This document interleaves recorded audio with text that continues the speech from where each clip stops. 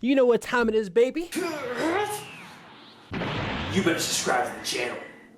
I feel like that's like way more cringe than it really needs to be. Please, I'm sorry. Dragon Ball Raging Blast 2. Yes, Raging Blast 2, not the first, the second. The game that got me into anime. So my girlfriend has this game to blame for me making me weird. I kid you not, my cousins got a PlayStation 3 for Christmas, and shortly after they found a random demo while going through the PlayStation shop. And the demo only had Goku, Dabara, Kid Buu, and Ultimate Gohan. 4 characters that, honestly, I don't know what a Dragon Ball was. I didn't know who these guys were. If you know the Dragon Ball series, this isn't actually an odd choice of the cast, given that it's actually pretty late into the series. But what really got us into this was the flashy gameplay, these power-ups, the constant screaming.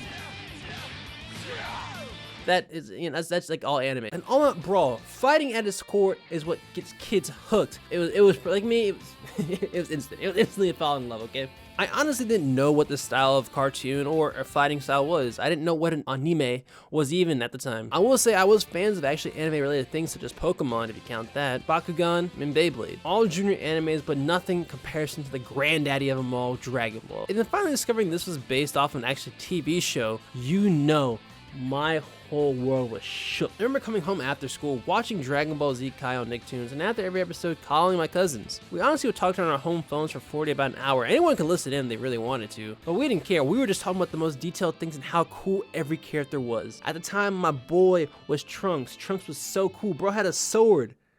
I mean, he had a sword, but he was just so cool, you know? Eventually, later on, Gohan would be my guy, because Super Saiyan 2 Gohan is such a beast. And upon figuring out what a great show this was, we asked my uncles, hey, can we get this game? And luckily enough, he said yes. Thank you for being E10 and plus. If it was T, we never would have got that across. Amazing thing about this game is our creative minds can go to whatever we want to, creating fake storylines such as Boo versus Gogeta, Goten versus Turtles, Goku versus Vegeta, in Super Saiyan 3 form, of course. The amount of personality from the characters honestly felt like they poured their hearts out within this game. Janemba is a phenomenal example. When you're chasing down an opponent, you actually become invincible by turning to little blocks of cubes and going to a different dimension, just like the movie itself. Another example is future Gohan using one hand for all his combat because, you know, he loses his arm throughout that movie. Kind of interesting because the whole gameplay is all about that. I kind of wish they like give you 2 different forms where he has 2 hands, then the other one he's like 1 hand. But it's still pretty badass that he can use 1 hand while fighting, you know? Or even future Trunks relying heavily on his sword to take down some opponents. And even his specials always feature the sword. You got even people like Vegeta. Vegeta primarily using his legs for melee attacks. It's kind of the coolest thing, bro. Like he was tap dancing on him, bro. Yeah, he was tap dancing on Boo's head a lot of times. That was kind of funny. I'm a Gogeta fanboy. I prefer him always, and I'm excited for Budokai Tenkaichi 4 to come out, which is a great game, and Budokai Tenkaichi 3, which is, I think, a little better of a game. But honestly, Raging Blast 2 is what got me into it, so this is what I'm talking about. On this channel, I really don't talk about anime or anime at all because I don't want to be seen as a weeb, and also I just haven't watched much anime in recent years. My goat being Yu Hakusho, for anyone who cares about there. I don't care if she's a girl or a baby or somebody's grandmother. I'll still knock her out.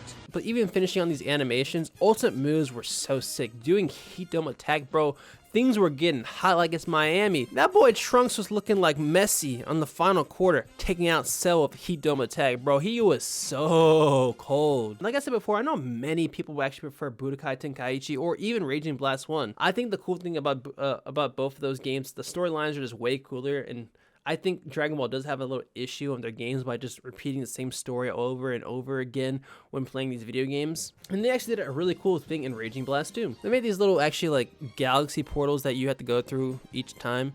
And it was kind of interesting because you have to fight some interesting battles and also some made up battles like the what ifs. But they weren't just as neat as redoing the whole story like in Dragon Ball. Especially my boy Teen Gohan. I mentioned beforehand, Teen Gohan was just really cool to me.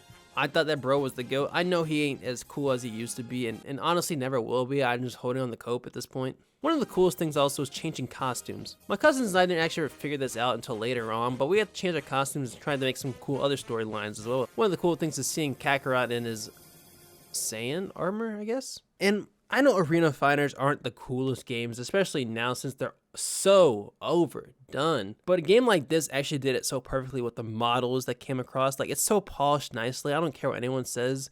Raging Blast 2 models are actually peak.